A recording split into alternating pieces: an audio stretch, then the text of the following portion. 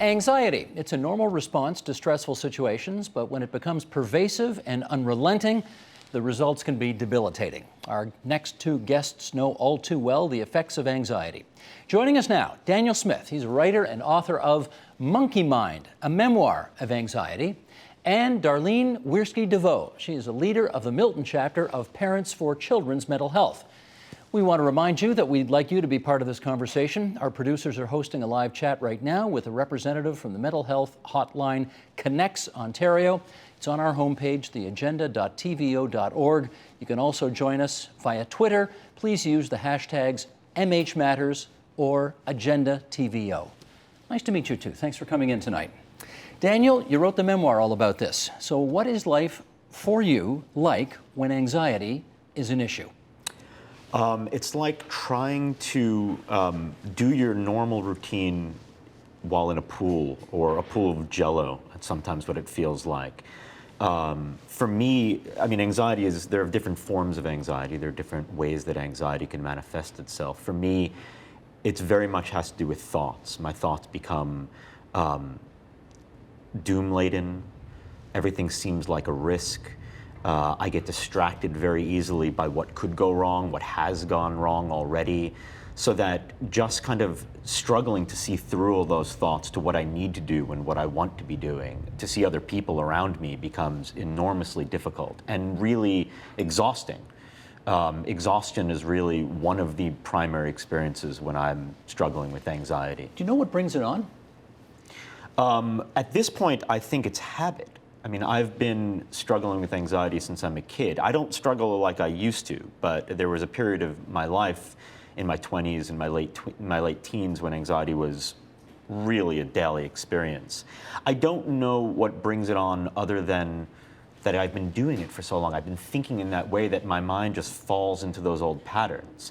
That's the kind of mind I have. It's an anxious mind, and when it started, why it started, concerns me less than how I stop it from continuing.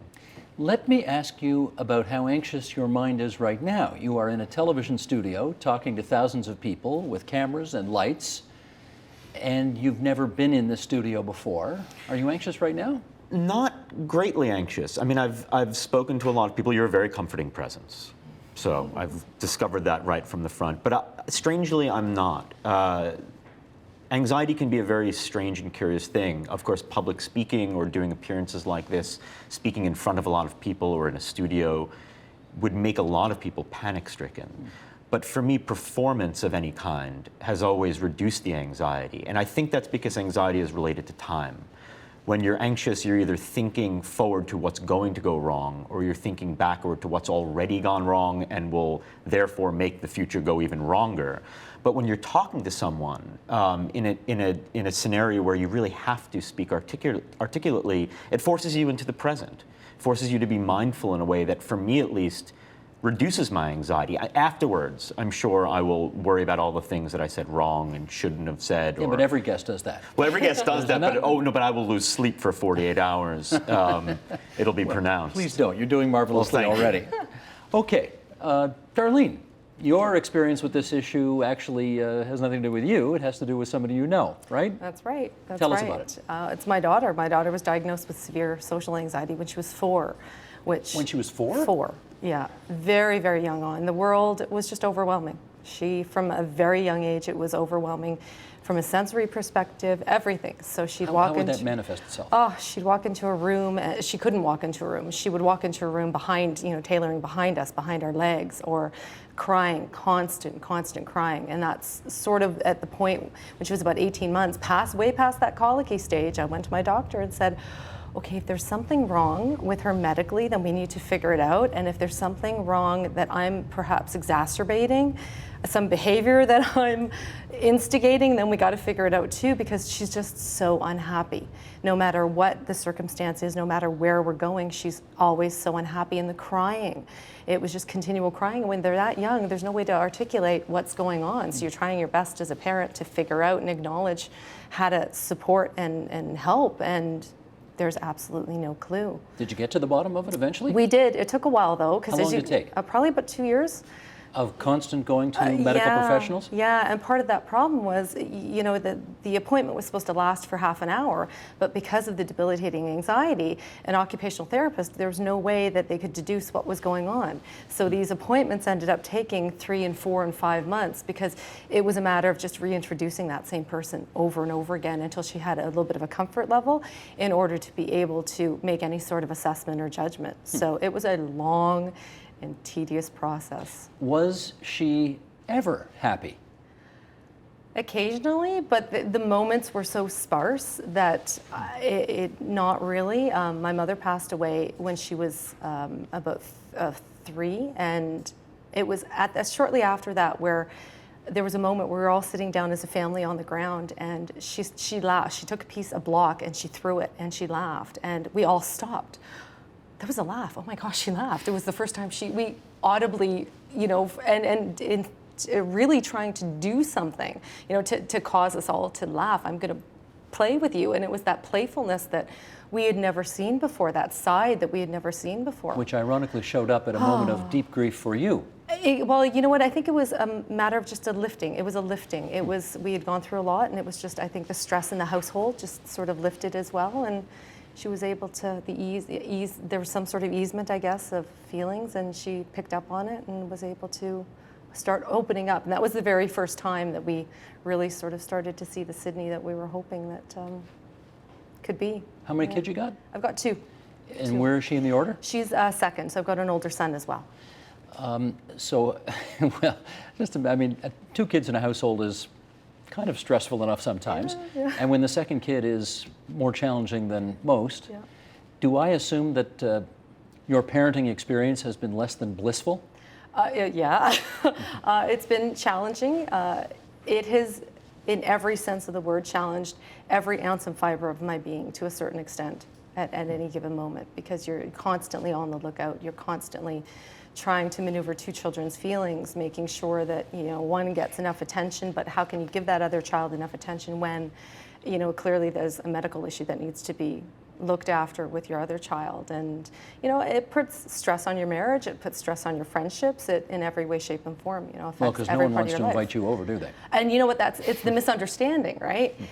We continually brought her into situations where she would sometimes spend hours in a corner with us crying, but we just continually try, and I shouldn't say that, that sounds bad. Yeah, we brought her in and made her cry the whole time, but we just continually exposed her. We tried as best as possible not to let life stop us. So we just continually exposed her bit by bit, and we try, and if it was too overwhelming, then we have to leave. But there was that misunderstanding of, well, what's wrong with her? We need to do something for her. Well, we're trying our best.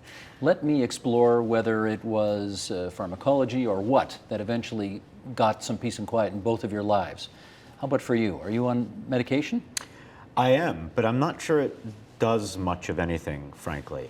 I mean, and in the past when I've been on medication, what it's done best, I think, is not stop the anxiety, which isn't something I really want to do anyway. I mean, anxiety it's an emotion. We need anxiety, or we'd get hit by cars crossing the street. But it's kind of cut the peaks off the experience, or like put a net in the well so that I don't fall down to the bottom where I'm so consumed by anxiety all the time that I can't see anything else. It's kind of like a safety measure.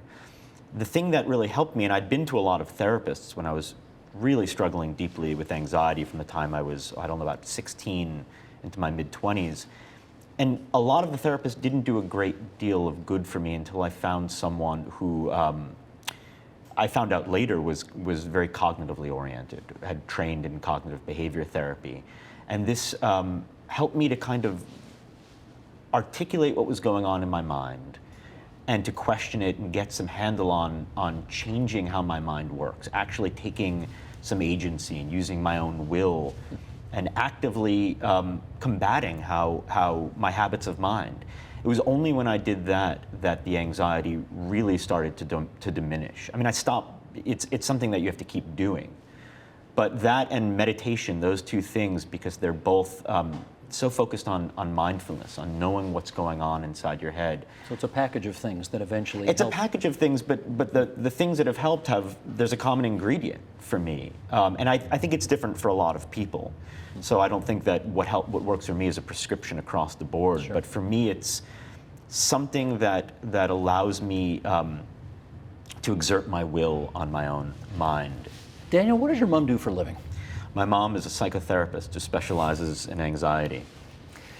Now, we run into these kind of ironies all the time when we're doing these programs, but was I that don't a think help this is or an irony.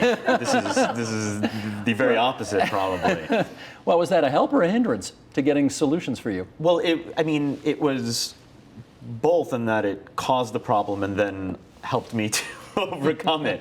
I mean, my mother, and this is not giving anything away since it's in the book, my mother became a therapist who specializes in anxiety disorders because she had suffered from anxiety for years. And worse than I ever have, I think, hearing her talk about it. She had crippling panic attacks almost every day for decades. And then eventually she found a therapy that helped, and she went back to school, I believe, in her 40s to become a clinical social worker and become a therapist, a very good one, from what I understand. So do they think that you inherited this from her? By they, if you mean by they, me. Medical profession. Oh, okay. I mean, I suspect that I don't really know. I mean, it's not like there's an obvious genetic marker for anxiety. I'm sure there are markers, but I'm sure it's a combination of genetics, of having a mother who struggled with anxiety, who tried to hide it, who tried to not let it out so that her kids didn't see the anxiety and the panic, but you can't hide it. I mean, you could feel it. You could feel it in the hugs, you can feel it in, the holding of hands. Her worry about me was, to my mind now, excessive. Do you have siblings? I have 2 older brothers, yeah. So you're the baby as well. I'm the baby as well. Yeah, and it's a family problem. Well, speaking of which, you were the caregiver, and then what happened? And then 2009, I had my own issues where I thought for sure I was going to see that white light. I thought that was it. I was never going to see my kids again. I thought I was having a heart attack. I had suffered from panic attacks when I was younger, occasionally, but I think for the most part, I survived. I just blew it off as best as I could, but 2009, my whole world came tumbling down. And I went from, being able to drive the kids to school, being home all by myself, working part-time, and everything just totally diminished under my feet. Do you know what brought that on?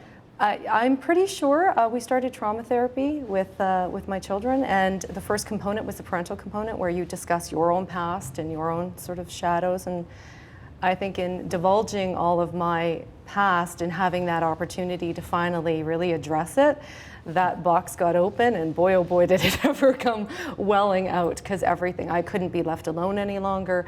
I could barely leave the house most days. My husband had to start working from home.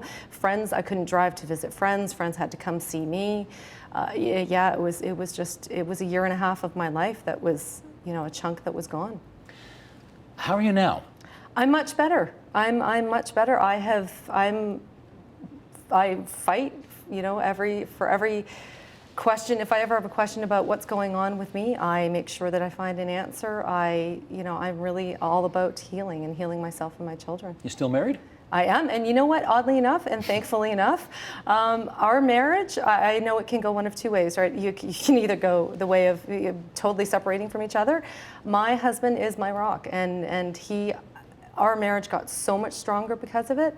And I think it was largely to do with the fact that I allowed him and wanted him to help.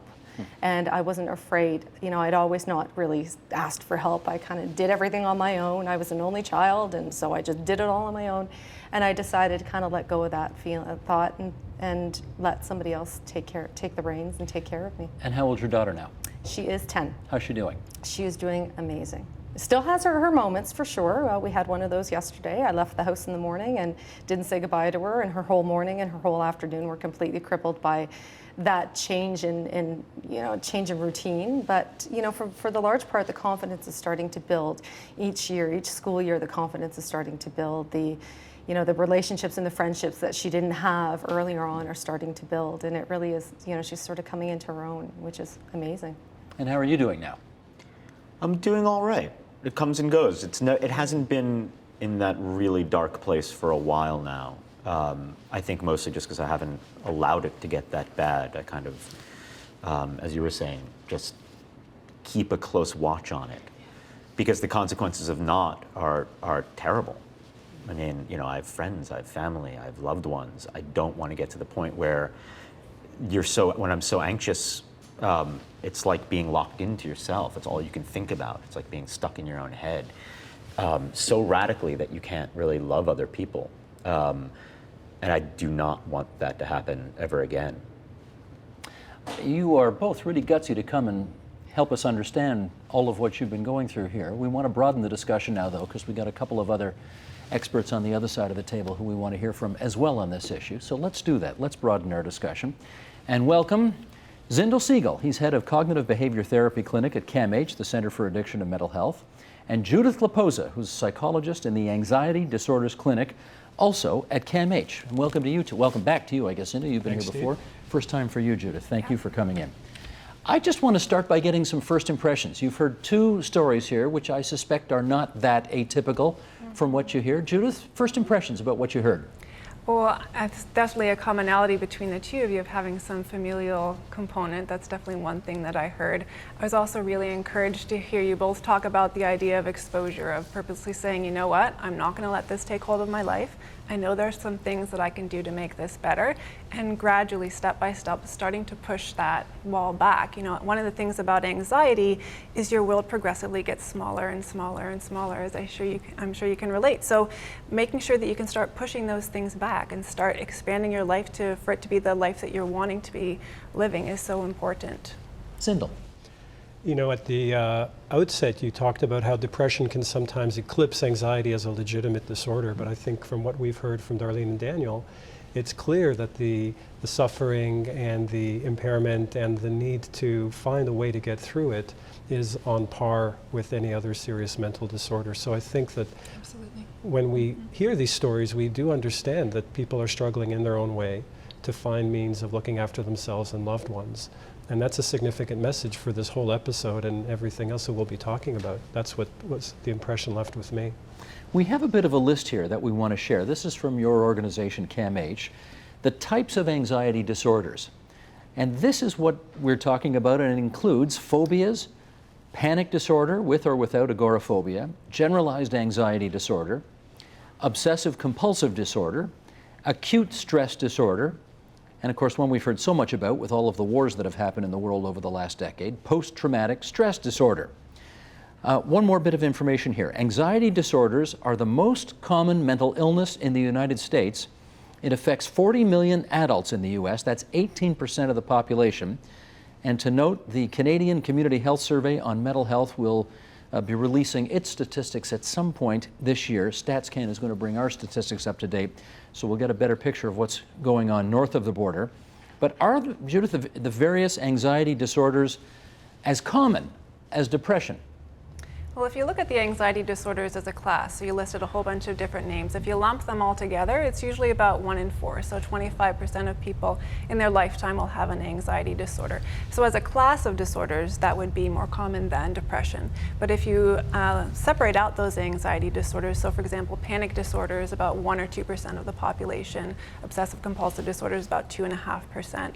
In contrast to something like social phobia, which has been upwards of 13% of the population. And depression would kind of fit in between those two endpoints. Do you want to give us just a good understanding of the distinction between depression and that which we're talking about today? What's the difference? Well, it's easy to think of differences because we're talking about an anxiety disorder and depression, but in fact, there's a lot of comorbidity. In other words, sometimes they both show up.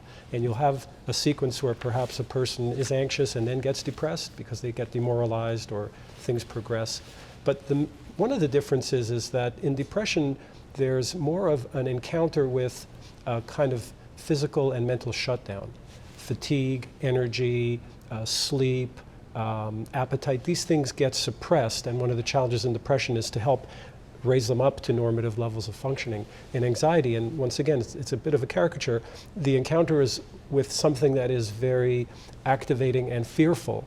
And so you get a lot of activity in the service of avoiding, escaping, not wanting to feel certain things. And then a lot of the therapeutic tasks involve being able to re-engage with those activities so that the therapeutic learning of exposure and anxiety can habituate. I'm just trying to imagine the distinction, I mean, as a professional, how you would make the distinction between one or the other. They sound like there's just an awful lot of overlap in these two things. Well, there is, and Daniel spoke about fatigue, and fatigue is also one of the symptoms in depression. Right. But as you start to go through the list, for example, in depression, some of the important pathonomic signs involve suicidal thinking, problems with appetite. These things may not feature as strongly in an anxiety disorder. How do you tell, Judith, if somebody, let's take the example of a child. You know, kids act up all the time. Kids act strangely all the time. How does one tell whether a child is going through a genuine panic attack or an anxiety disorder versus they're just really badly behaved today and determined to make your life hell? Right. And that can be, I think, probably a bit more tricky with children than necessarily in adults. But we really think about anxiety along a continuum from kind of none to extreme.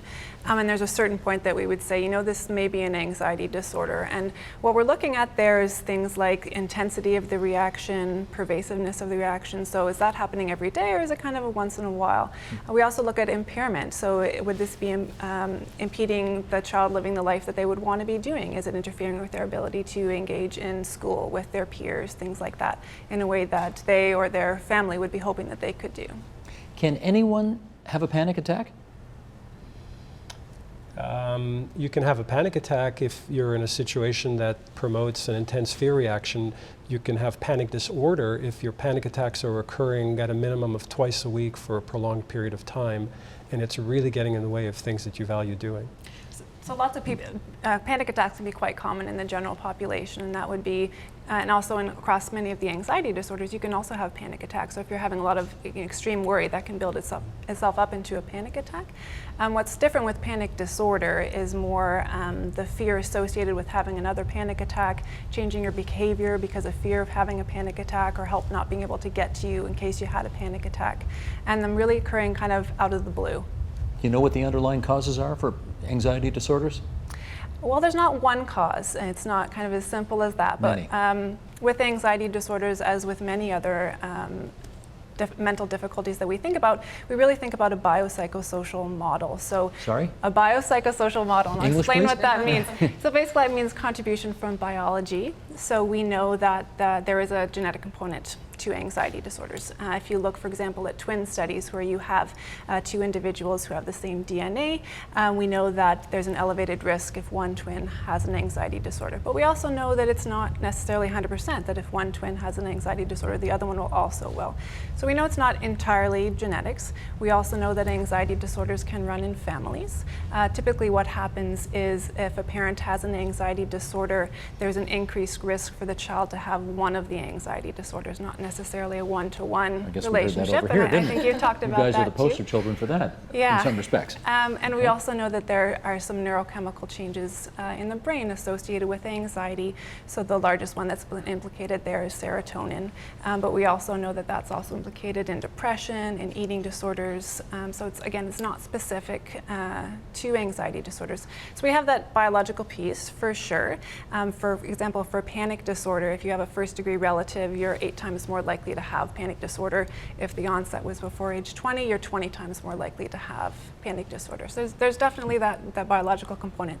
But there's also some other really important components. One of them is your psychology. So looking at things like your personality, your temperament. We know, for example, in social anxiety, and I don't know if you may have noticed this in your daughter, but often there's behavioral inhibition, which is kind of a temperamental style of that inhibition that's often quite, that can happen quite young. And we know that that can sometimes develop into something that would result in social phobia or social anxiety. Behavioral inhibition meaning what? Being really withdrawn, timid into exploring new things. I'm seeing a lot of nods there from Darlene. So there's kind of the psychological component, but there's also the societal component. So looking at the society that you're in, the people that you're around, we know that modeling can be a very strong form of learning in terms of the development of anxiety disorders. So I know you were saying that, your mom was trying to hide that, not have it pass through. Sometimes we're better than other times of that happening, and that can be a really powerful learning component. We know that a lot of things that happen with anxiety do have a strong learning component, and the really great thing about that is anything that's learned, you can also unlearn and learn something new, and that's, I think, one of the reasons why the treatments can be so effective for anxiety Let me disorders. pick up on that, treatments. And again, I want to do the comparison to depression, which people perhaps know better. Is treating and presumably, I don't know if curing is the word you use, managing. If treating and managing depression easier or harder in terms of getting success rates than anxiety disorders? It's a good question. Once again, I'm going to go back to what Darlene and Daniel said. I didn't hear the word cure in their descriptions. I heard the word manage and I heard the word agency, where they start to play more of a role in helping them work skillfully with these anxious emotions and anxious feelings. And I think that that's really the state of the art in treating depression and anxiety. The idea that these things go away permanently once you're able to take the right pill or to take the right treatment is a hoped-for outcome, but it's also a little bit of an illusion. What happens is that you do get this kind of pharmacological blanketing that Daniel described, and that then allows you to engage properly or more effectively with the symptoms that remain, and it's an ongoing encounter, almost like a dance. As the symptoms get stronger, you may need to do a little bit more to look after yourself. If they're relatively quiescent, you probably don't have to work as hard. And in depression and in anxiety, part of what we're finding is that it's better to see these as chronic, long-standing problems that often persist but can be managed and regulated so that people can live lives that are relatively free from them as long as they're able to put some of the effort in. And I would say the same thing with medication, because with medications often people are asked to stay on pharmacotherapy for quite a number of years in order to manage the problems. Well, Daniel's already told us this is still how do we want to describe it? This is an ongoing thing for you. You certainly don't feel like you've got it licked. Darlene, how about for you? Do you think you've got this licked? No, I don't think so. And I know for a fact it rises and falls. It's like that cycle, and it depends on what my body's going through. It depends on, for me, I know that a lot of what I struggle with is different triggers for my body. If I've got low iron, or if I've got low thyroid, so I know that there's very huge physical manifestations that can trigger something. So I know that I'm always on the lookout that, my brain says, okay, you know what, maybe something's wrong, and I can justify it, and then I can take that down so it's not so heightened anymore. But I think it's something that I'm going to have to be dealing with for a large part of my life, and that's okay, because it's manageable now, because I'm able to, I don't raise to that frightened level anymore. I can sort of talk it through in my head. You understand it better now. Yeah, I understand it, and I'm not so fearful of it because I've talked it through with myself. On that issue of iron, do you take vitamins every day? I chose to do the more natural and alternative therapy in treating myself. So I'm working with a naturopath, and I've just figured out some food allergies and sensitivities, actually, that I just stopped eating eggs a week and a half ago. And even that little change in subtlety, I just happen to be a person that tends to feel things very, very strongly.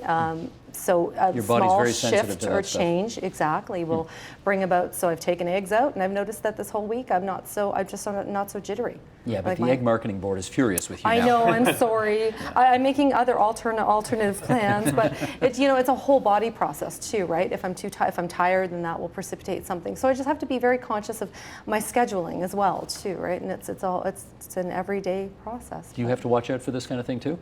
I probably should not drink as much caffeine as I do, or I should probably not drink much in the way of alcohol, because alcohol is kind of like an anxiety boomerang. It makes you feel better in the moment, and then all of a sudden it floods back. But I don't do these things so much. Okay, this does beg a question. Well, If you know I like coffee, and I like a cocktail, and don't you like being sane too? I do, but I feel sane. I mean, just to go back to what you were talking about a moment ago, I think it's a fallacy to even think of anxiety as something that can be licked. I mean, even people who aren't, whose psychiatrists or psychologists haven't written down an anxiety disorder code and sent it to the insurance company, experience anxiety. It's a necessary thing. It's an emotion. It's not like, dengue fever or pneumonia. It's not something you could eradicate from your being. And I, for one, would like it to be included in the panoply of experiences and emotions that I experience. I'm not looking to eradicate it. Interesting. And I'm at the point in my life where I can have a cup or two of coffee, or I can have a cocktail, and this will not exacerbate my anxiety to the extent that it causes, an undue impairment in my life, in my functioning. And you still get pleasure from having the odd coffee and having the odd drink, Yeah, presumably. and frankly, I also get a little bit of pleasure from anxiety if it's moderate, if it's low. I mean, anxiety can be a motivation as much as it can be an impediment to the way you live your life. It can be, it warns you that something is going wrong. That if you're being nervously vigilant in the right circumstances, it's an experience that's valued just like any other. So, I mean, the way I think about anxiety is not in a way that I want to get rid of it, because when I've thought about it in that way, it's made me, ironically, more anxious. It's something like, I need to get rid of this, I need to get it out of my life. It turns into this bugaboo, this monster that there's a recursive experience. It creates more anxiety the more you want it out now, because that in itself is an anxious reaction. So there's a lot of sort of dynamism that goes on with the experience. Let's just take a brief pause right now, insofar as we're, of course, doing this on television, but we have lots of resources on our website as well, videos, blogs, and so on. And I want to just take a few seconds here to have our control room play a snippet of something we have on the website called Jason's Story. And I think it's self-explanatory. Roll tape, please. There were times when I really did want to go out and go to a bar and watch sports on the tube with my friends, but even just a social gathering with people I've known since high school, sometimes I couldn't face it. I wanted to see them, but at the same time, I just didn't want them to see me. I didn't want them to see me the way I was. I was ashamed of it. Every single sentence that I spoke, I questioned whether I had put it correctly, whether I had sounded manic, whether I had sounded anything. I was a bundle of nerves wrapped up in self-consciousness. Okay, that's a small snippet of Jason's story. The rest of it, the entire feature, is on our website, theagenda.tvo.org, so we encourage you, not now, obviously, after we're done here on TV, to go there and check out more on that. But in his case, Judith, let me go to you on this. His father died of cancer when he was just 7 years old. And I wonder whether a very traumatic episode in a young person's life can partially explain, or maybe entirely explain, what he's going through now. What do you think? I think everyone has a different individual experience in terms of how that fear or anxiety is created, but we know that there are usually kind of three main pathways to the acquisition of fear. One of them is what you're mentioning, having a really traumatic or extremely distressing experience. That's a very powerful learning tool. We also know that observation is also another way of acquiring fear. So if you have someone always showing you by their actions that, you know what, it's dangerous for you to be on the subway, or it's not okay to act that way in front of other people, that can also teach you around anxiety. And the third way is through information. So if you're constantly bombarded with messages that certain things are safe or not safe, so for example, if we think about OCD and germs, there are so many messages around, let's have these cleaners that are 99.9% and it's not okay to be around germs. You can also develop fear pathways that way. Okay. Daniel, should follow up with you. You got any kids? I do. I have one child, daughter. And given that you are already second generation anxiety, what's the word I should use? That works, yeah. Legacy anxiety? Legacy anxiety? Do you have any concerns about your daughter? Sure I do, yeah. How old is she? She's 5. You seeing anything yet?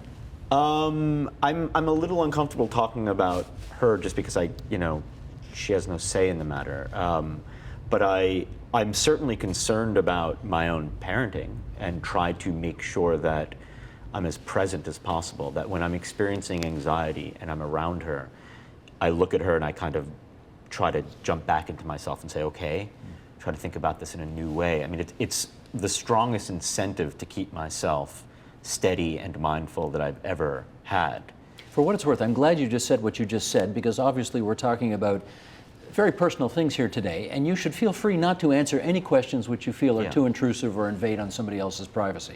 That's absolutely A-okay here. And I don't mean to criticize Darlene No, for her stance on Understood. it. Yeah. Understood. It's a journey, everybody's journey, Yeah, right? yeah, yeah. And now, your older son, right? You have an older son, a younger daughter. That's right. It's the daughter That's right. who's been experiencing it. That's right. The older son, any signs of any of this? Yeah. Him too? Yeah, I think a large part of his struggle over the last little while has been getting through that traumatic part of it. Like you were discussing trauma. We started trauma therapy primarily for him because all of Sydney's early years, all of my daughter's early years were all about her. So in his eyes, the squeaky wheel got the oil, but then what about me? So now that her transition is smoother, and as she's growing and gaining more confidence, all of a sudden, hey, what about me? So all of those things that we didn't manage to deal with, not knowing, but we just couldn't. We were in the moment and getting through what we could get through. Now all of a sudden it's sort of his turn to kind of deal with all of his issues. So it's very different. They've got very different anxiety issues, but yeah. Zindel, I want to follow up with this. I'm imagining right now that there are, let's say, grandparents watching this discussion and who are thinking, we didn't have these problems in our day, but we know a lot more now, and we've identified a lot more now, and so we have a lot more information about all of this stuff.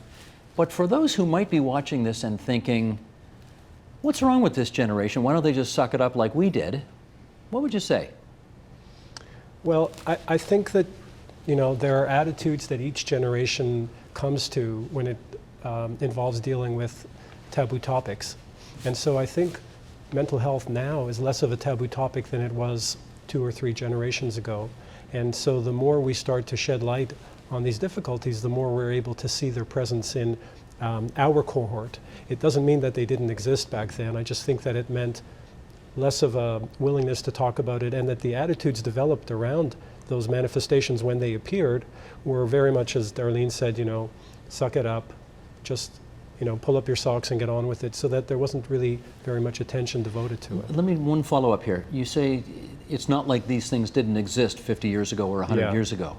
Are you sure about that? Because I suspect there would be people who say society today is just so different, so much more complicated, so many more screens, so much more radioactivity, so much more everything, that this may be a modern phenomenon and something that wasn't as prevalent 100 years ago. Is that right? Well, I think if you look at the epidemiology, you need to ask the question, what is core and what is derivative?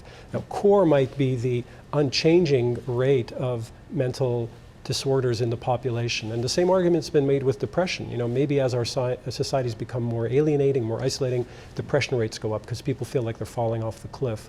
But I think that there is a phenomenon where the more we're able to recognize, diagnose, and the more possibly marketing from pharmaceutical companies around the need to treat anxiety disorders, the more we're starting to recognize them in doctors' offices and all over. But I think that the core rates for anxiety haven't really changed that much. It's just that their detection rates have increased, and so it seems now that they're all over the place. Okay. I should raise one thing here, forgive me, because I keep this thing in my ear so that the control room can talk to me from time to time, and the producer of this program, Sandra Gionis, has just whispered in my ear, well, whispered is not the right word. She has said, you are starting to talk about tomorrow night's program, and if you continue down this road, I will hurt you. So, we are going to stop this conversation because I don't want to take away from tomorrow night's program. And frankly, I want to stay as healthy as I can. And I want to get us back on track here for a segment that we're going to call Keep Calm and Carry On. Daniel, when your anxiety is particularly bad, how functional are you or not? I am outwardly as functional as I am when I'm completely calm. And I don't know if completely calm has ever existed in my life, but what passes for complete calm. I've learned that despite the anxiety, I'm able to do the things that I need to do. I'm able to drop my daughter off at school and finish this assignment or teach a class. Even in the midst of an anxiety attack? I mean, just out of sheer necessity, yeah. It feels as if I'm doing a terrible job and that I'm never going to get through it, but I always do. It's like doing what I usually do, but with alarm bells going off in my head. But I am able to do it. I never sort of get to a moment, and some people probably do, I know they do, but I never sort of shut down and become paralyzed. But do you think other people can tell? I think that well, I teach college, and I said to the students, and I'm teaching a class now on literature and mental health, mental illness, and said to the students, you know, I come in sometimes and I'm a mess and there's something going on in my life and you can't tell. And one of the students said, oh yes, we can.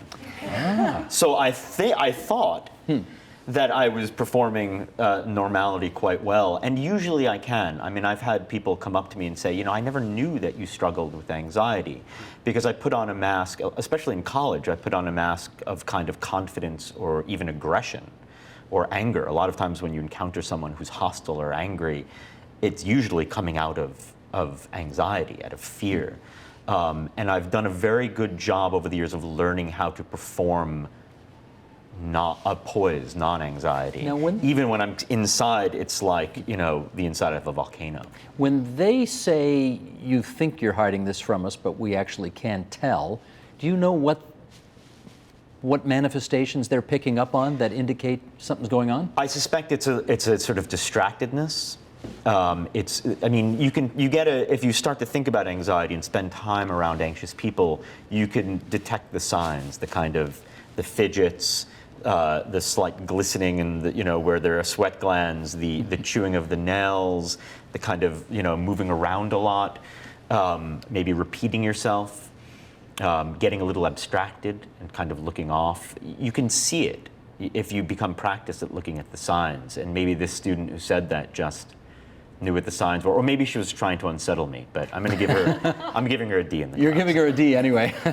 I gather when you asked your brother why you weren't getting any better, this is taking you back, he said, it's because you're an idiot. And you saw wisdom in that. I did see wisdom in Explain. that. Well, it gets back to what I was saying about habit and what I've learned about habit. What I was asking him was not exactly why I'm not getting better, but that at this point in my life, in my mid-30s, I know very well what works for me. I know the things that if I do them habitually, regularly, they would diminish my anxiety. But then I get to the point where I don't do them anymore because maybe I'm feeling better, or maybe I get distracted, or I get complacent.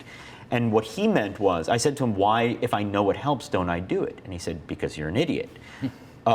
What he was trying to say, I think, or maybe he was just actually calling me an idiot. It's entirely possible. There's precedent for that as well. Let's assume there was a more constructive Let's underpinning. assume it's not always, with Scott, it's not always something you can assume. But what he meant, I think, was human beings forget. We have a much ballyhooed intelligence. Our brains we talked about it a lot as this wonderful instrument, but we also tend to become complacent and to forget that just because we're feeling better doesn't mean we can stop. With anxiety, I mean, the metaphor I've come to think of it is it's like the Oregon Trail, the pioneers going across the country, and the more these wagon trains went across the country, these deep sort of packed earth tracks in the ground. That's what my brain is like with anxiety. It'll always go there. So the task is every day to carve new paths, every day, because if I don't for a week or a month, the wagon wheels will slip right back into those old ruts. And it's only an idiot, my brother was saying, who doesn't remember that, who doesn't look back at the 20 years of anxiety and see the evidence, which is don't stop ever until you're gone. Every day, do what you need to do. And so I think he was just trying to jolt me back. He loves you.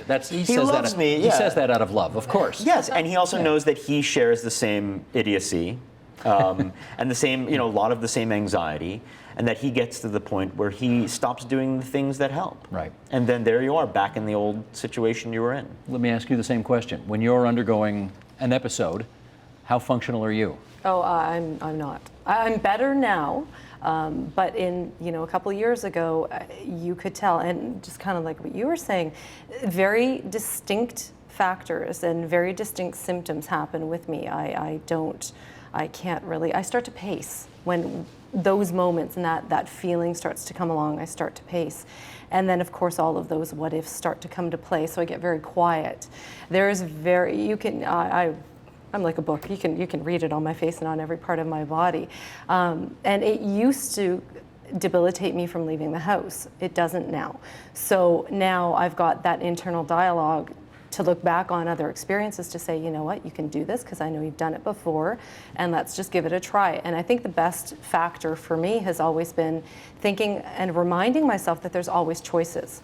So even though I'm in this moment of sheer panic and utter turbulence, there's always a choice. If I was really debilitated by something, I could make an alternate choice. Not that I want to, but just even in knowing that and in telling myself that there's always a choice, that struggle doesn't seem to be as hard. Let me go back over and in our remaining moments on the other side of the table, just find out what works in terms of dealing with issues like this. Judith, if you're looking for pharmacological choices, I guess there's Xanax, there's Prozac, is this the kind of stuff you prescribe in situations like this? Well, I'm not a psychiatrist, so I don't prescribe. It would be the first Not you, one. but yes. what one would do? What one would do. Usually the first line treatment for anxiety disorders would be an SSRI. So that's something, a selective serotonin reuptake inhibitor that works on the serotonin system. There's several of them. Prozac would be one of them. Often with anxiety disorders, we have to start at a bit of a lower dosage sometimes because often people with anxiety disorders are very sensitive to the side effects that can happen. But ultimately, you often tend to go to a higher dose than what you would with depression. So the SSRIs are typically the first line. We also know that things like Xanax, Ativan, the benzodiazepine class of medications is also something that is used.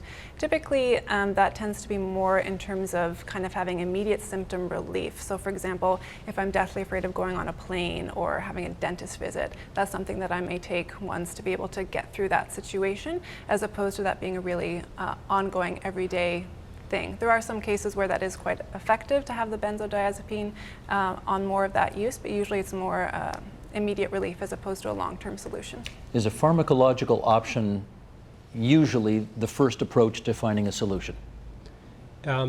If it is, it's because most of the anxiety disorders are treated in primary care. And in primary care, the amount of time and the approach taken is often to provide a pharmacological effort to reduce symptoms.